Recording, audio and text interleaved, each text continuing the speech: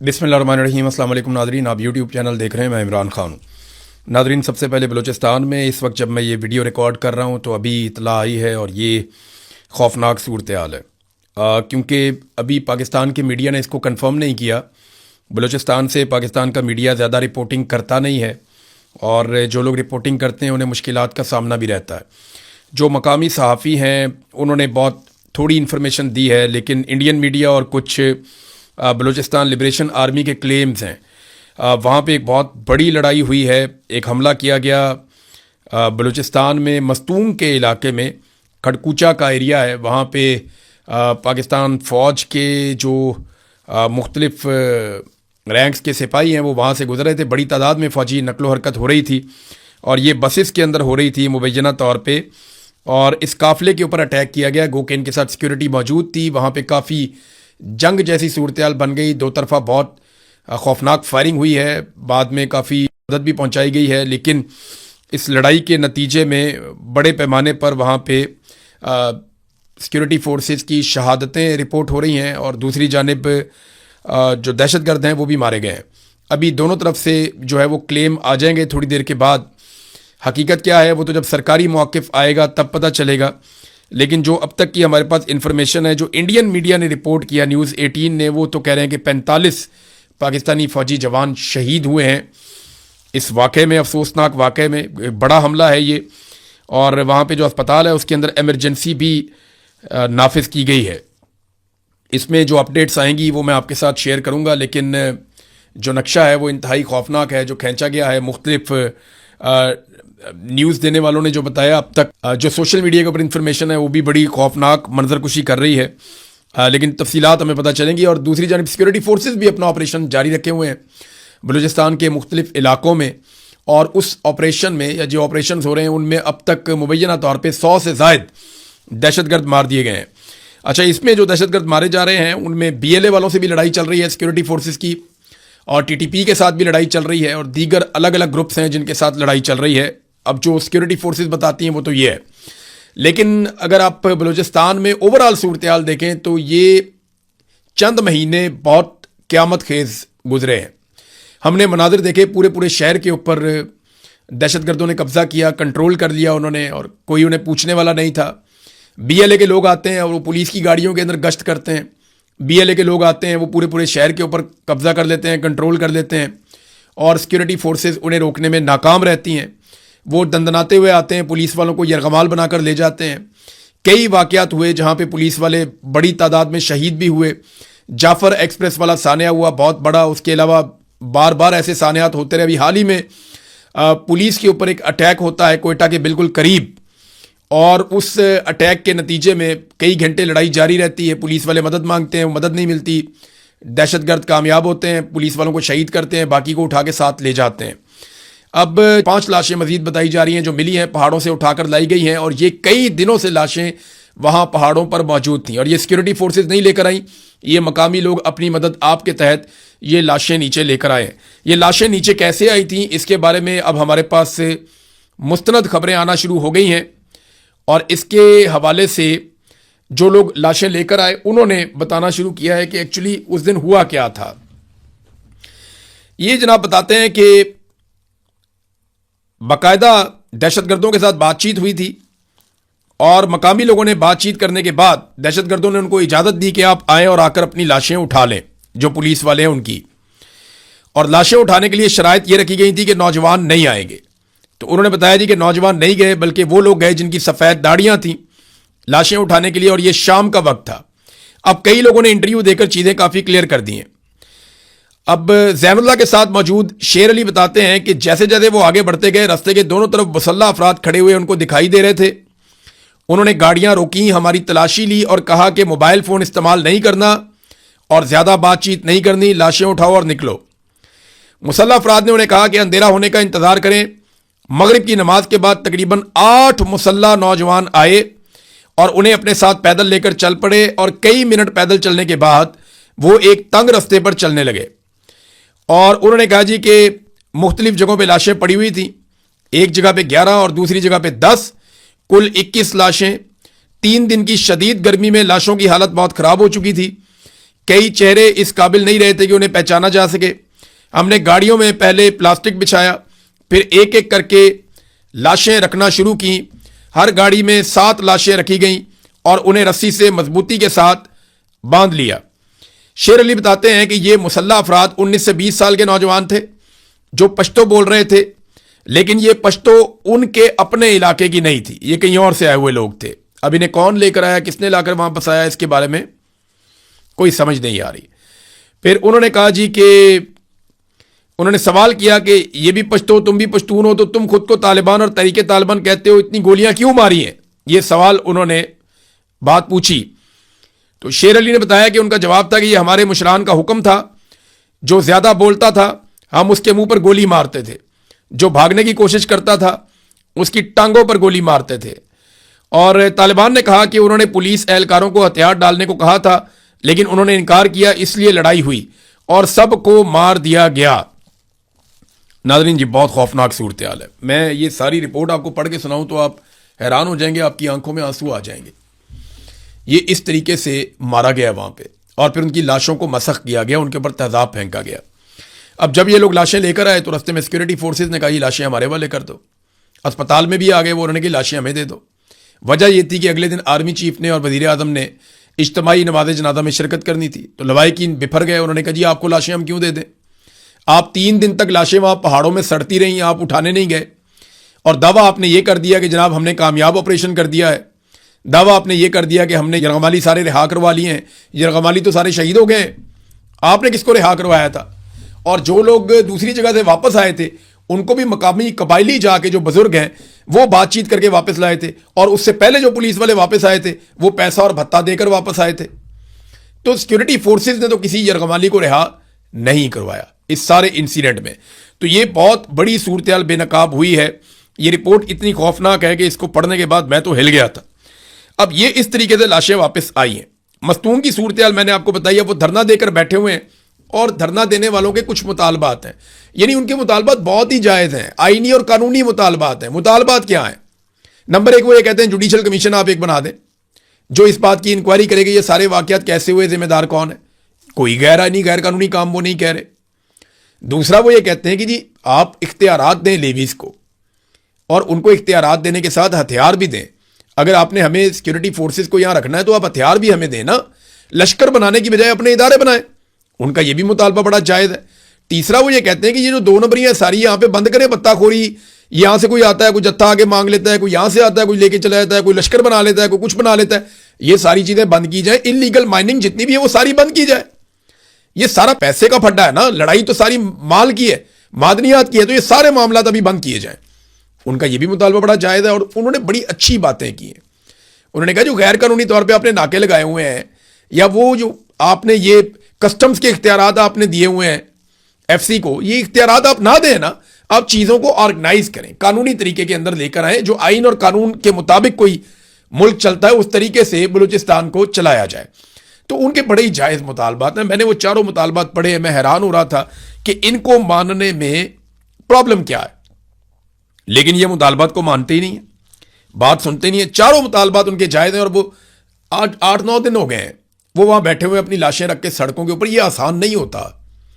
यानी आप एक लम्हे के लिए सोचें ना, किसी का प्यारा शहीद हो गया, किसी का बेटा होगा, किसी का भाई होगा, किसी का शौहर होगा, यानी वो पाकिस्तान के बेटे हैं ना, तो वो कितना मुश्किल है उनके रिश्तेदारों के लिए उनकी लाशों को सड़क पे रख के बैठना। आसान थोड़ी है। लोग तो सुपुर्दे खाक करते हैं फौरी तौर पे कि अब अल्लाह ताला ने इसकी जान ले ली है, ये शहीद हो गया है, तो इसको अब दफन कर देते हैं। सड़क के ऊपर अपने शहीद की लाश रख के बैठना ये बहुत मुश्किल है, बहुत मुश्किल है। लेकिन रियासत उनसे बात ही नहीं करती। उनके जायज़ मुतालबात हैं, उनके जायज़ मुतालबात भी नहीं सुने जा रहे। क्यों? इंक्वायरी करवाने में क्या प्रॉब्लम है? इंक्वायरी करवाएं ना, जुडिशियल इंक्वायरी करवाएं, आपको पता चल जाएगा। 2 महीने में दूध का दूध और पानी का पानी हो जाएगा। वो कौन है जो नहीं चाहता कि दूध का दूध और पानी का पानी हो? वो कौन है जो नहीं चाहता कि बत्ताखोरी बंद हो? वो कौन है जो नहीं चाहता कि जो 2 नंबरी हो रही है, जो लश्कर बनाने की कोशिश की जा रही है और फोर्सेस को कमजोर किया जा रहा है, ये सूरत हाल बंद हो? कौन है जो ये सारा कुछ नहीं चाहता? वो कौन है जो नहीं चाहता कि यहां पे इलीगल माइनिंग बंद हो जाए? यानी ये सारी चीज़ों में कोई तो बेनिफिशरी है ना जो जायज़ मुतालबात को तस्लीम नहीं कर रहा, तो ये जायज़ मुतालबात मान लेने चाहिए। अब तो यूरोपीय यूनियन भी बोल रहा है। देखिए, पाकिस्तान के लिए एक बड़ी प्रॉब्लम क्रिएट हो रही है। मैं काफ़ी अरसे से ये कह रहा हूँ कि पाकिस्तान उन ममालिक में शामिल है। मैंने वो पूरी रिपोर्ट पढ़ी है यूरोपीय यूनियन की, जो GSP+ के स्टेटस के हवाले से एक उनकी रिपोर्ट आई हुई है। ये मैंने यहाँ पे खोल के भी रखी हुई है, पूरी रिपोर्ट मेरे पास यहाँ पे मौजूद है। अब ये रिपोर्ट कहती क्या है, पहले तो मैं आपको बता दूं ये रिपोर्ट है क्या। ये द यूरोपीय union special incentive arrangement for sustainable development and good governance GSP+ assessment of the Islamic Republic of Pakistan covering the period 2023 to 2025। अब ये 2023 से 2025 तक की एक रिपोर्ट है GSP+ स्टेटस के हवाले से यूरोपीय यूनियन की। इसमें ना मैं रिपोर्ट के बारे में चंद चीजें आपको जरा क्लियर कर देता हूं। एक तो इन्होंने पाकिस्तान में जो इंसानी हकूक की खिलाफ वर्जियां हैं उन पे बहुत आवाज उठाई है और उनके ऊपर तशवीश का इजहार किया है और बार बार मुतालबा किया है कि इन चीज़ों को ठीक करो, लेकिन पाकिस्तान इन चीज़ों को ठीक नहीं कर रहा। अक़लियतों के हवाले से बड़े तहफ़्फ़ुज़ात हैं इसमें, जो है वो जो अपोजिशन है उसके हवाले से बड़े तहफ़्फ़ुज़ात हैं। बल्कि लिखा गया इमरान खान साहब के बारे में कि साबिक़ वज़ीर आज़म को और पॉलिटिकल प्रिजनर्स को जो जेल के अंदर रखा हुआ है उन्हें फेयर ट्रायल का हक तो दिया जाए। फेयर ट्रायल का हक नहीं बन रहा, उन्हें मिल नहीं रहा। फिर लापता अफराद का मामला भी इसके अंदर उठाया गया बड़ी संजीदगी के साथ। नाम किसी का नहीं लिया गया, लेकिन लापता अफराद का इसमें पूरा मामला उठाया गया। फिर अक़लियतों के हवाले से जो उनके हकूक़ हैं वो वाला मामला भी उठाया गया। और जो मिलिट्री कोर्ट्स हैं ये मामला भी उठाया गया कि फ़ौजी अदालतों में सिविलियंस को सजाएं देने वाला मजाक पाकिस्तान में क्यों किया गया। तो GSP+ स्टेटस के हवाले से उन्होंने ये भी बताया कि पाकिस्तान वो मुल्क है जो लार्जेस्ट बेनिफिशरी है GSP+ स्टेटस का यूरोपीय यूनियन में, यानी बहुत ज़्यादा फ़ायदा हम उठाते हैं उसका। और अगर ये फ़ायदा पाकिस्तान उठाते रहना चाहता है तो पाकिस्तान को ह्यूमन राइट्स वायलेशंस बंद करनी चाहिए, लेकिन वो हो नहीं रही और इसका फ़ायदा पाकिस्तान लगातार उठा रहा है। 2022 में सबसे बड़ा फ़ायदा उठाया पाकिस्तान ने, फिर 23-24 में आगे नीचे जाए मामला आहिस्ता आहिस्ता। आपको पता है पाकिस्तान की एक्सपोर्ट्स ही कम होती चली गई, तो हम उतना फ़ायदा तो नहीं उठा रहे, लेकिन फिर भी बड़ा फ़ायदा है। ये जो माहौलियाती आलूदगी या क्लाइमेट चेंज है इसके बारे में भी उन्होंने कुछ नुकात उठाए। उन्होंने बताया कि किन किन शोबों में पाकिस्तान को कितनी कितनी इमदाद दी गई और पाकिस्तान ने उसका फ़ायदा नहीं उठाया, बल्कि पाकिस्तान ने एक्टिविटीज़ नहीं की इस हवाले से भी।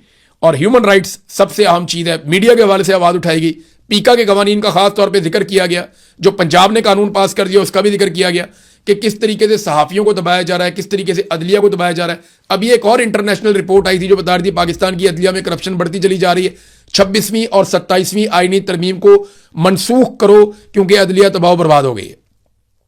अभी एमनेस्टी इंटरनेशनल ने एक रिपोर्ट में ये मुतालबा किया कि मारंग बलोच को छोड़ा जाए, बाकी सबको छोड़ा जाए। अहमद फरहाद का नाम लेकर उन्होंने कहा जी अहमद फरहाद साहब को भी छोड़ा जाए। अब प्रॉब्लम यह है कि पाकिस्तान की मिलिट्री एस्टेब्लिशमेंट लगातार अहमद फरहाद पे दबाव डाल रही है कि जनाब आप ये स्टेटमेंट दें और घर जाएं, आप एक बयान दें जॉइंट अवामी एक्शन कमेटी के खिलाफ और आप अपने घर जाएं। तो वो भाई ये बात मानते नहीं है। अब कश्मीर की सूरत हाल पर भी नाज़रीन मैं थोड़ा सा आपको बता दूं कि ये यूरोपीय यूनियन की रिपोर्ट पर मैं पहले एक चीज़ें एक दो और मैं शेयर कर दूं कि इसमें जो क्रेडिट जाता है एक तो वो यूरोपीय यूनियन को जाता है कि उनके लोग बार बार पाकिस्तान में आए, उन्होंने बड़ी मेहनत से काम किया और अभी भी उन्होंने हाथ बड़ा हल्का रखा है।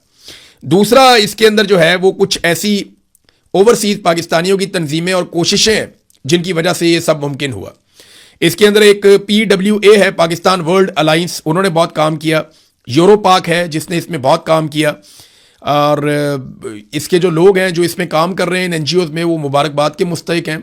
अभी ये जुलाई के महीने तक वो काम करते रहे हैं। बल्कि एक NGO है अबाबील, उनके लोग भी मिले थे जाके, उन्होंने भी काम किया।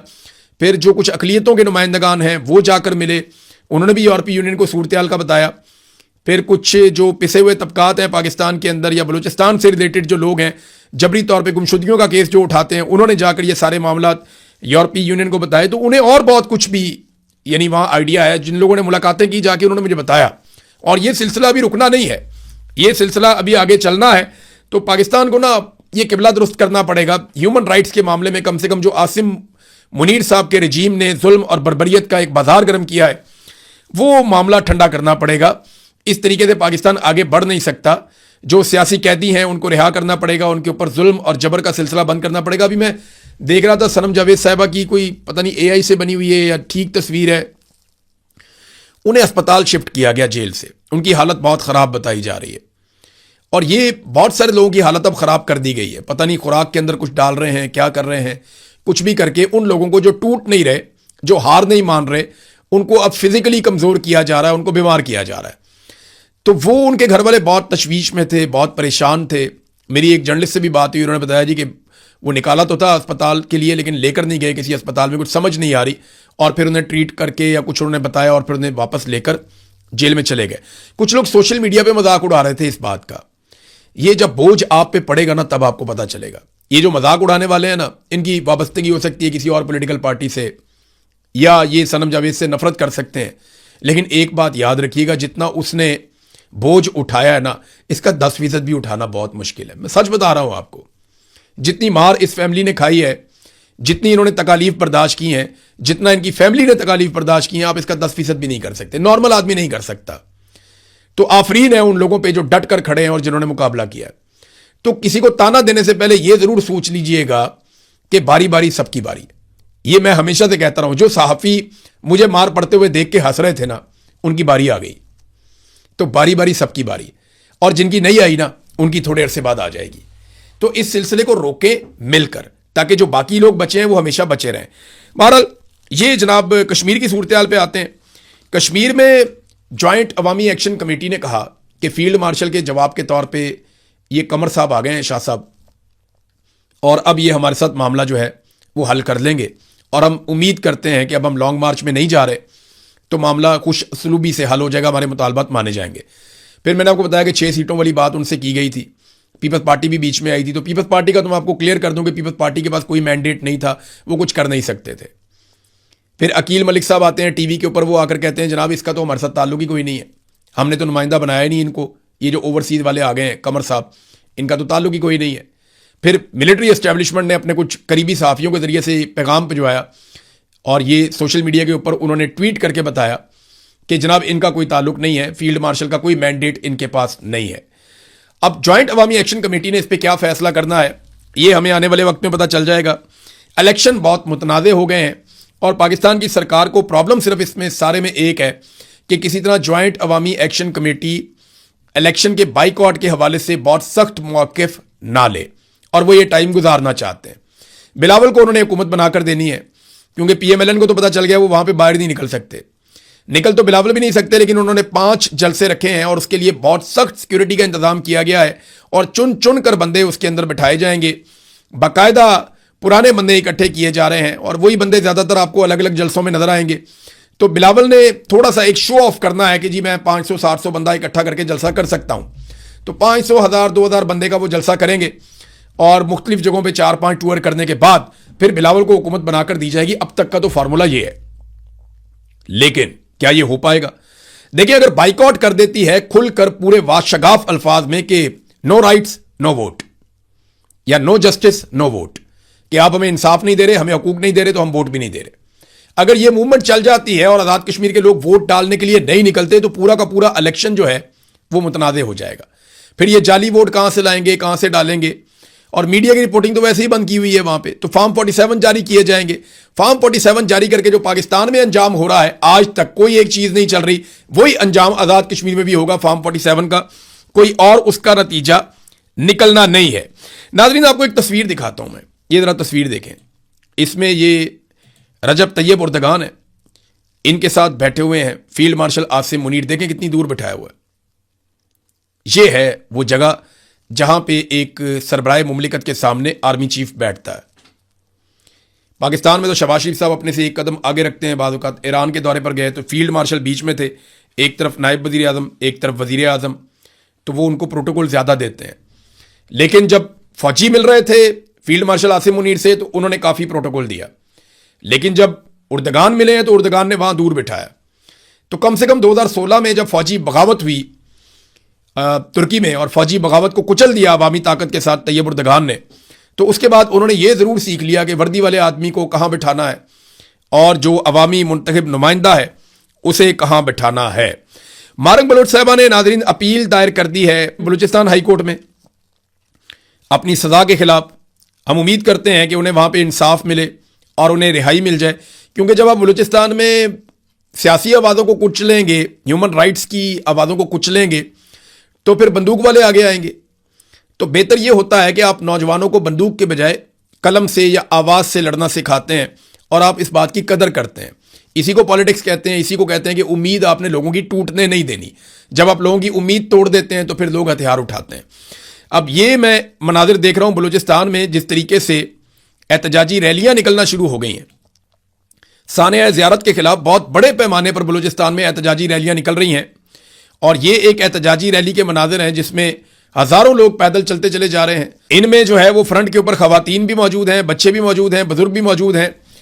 बलूचिस्तान जैसे इलाके में, सूबे में, जहां आबादी बहुत कम है और बहुत दूर दूर आबादियां हैं, वहां पे इस तरह की रैलियां, इतने ताकत से लोगों का निकलना, ये बहुत बड़ी बात है। और याद रखिएगा, अब ये पश्तून बेल्ट है।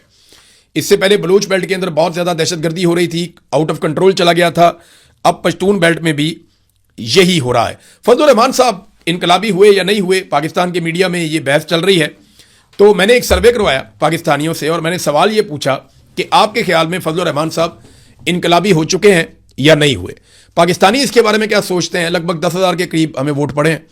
तो 10,000 के करीब वोटों में जो रिजल्ट आया वो मैं आपके सामने रख देता हूं। 89%, 99% पाकिस्तानी ये समझते हैं कि मौलाना फजलुर रहमान साहब इनकलाबी नहीं हो सकते, जबकि 11% ये कहते हैं कि नहीं, फजलुर रहमान साहब इनकलाबी हो सकते हैं। तो ये फजलुर रहमान साहब के सोचने की बात है कि उनकी क्रेडिबिलिटी कितनी लूज हो गई है कि अब अगर वो इनकलाबी बनने की कोशिश भी करते हैं तो कोई मानता नहीं है। और उसकी बड़ी वजह यह है कि नदीम मलिक साहब को इंटरव्यू देते हुए मौलाना फजलुर रहमान साहब ने खुद फरमा दिया था कि मैं जर्नैलों के कहने के बाद इस साजिश में शामिल हुआ और मैं रजीम चेंज ऑपरेशन का हिस्सा बना। अब तक के लिए इतने, अपना ख्याल रखिएगा, अपने चैनल का भी। अल्लाह हाफिज़।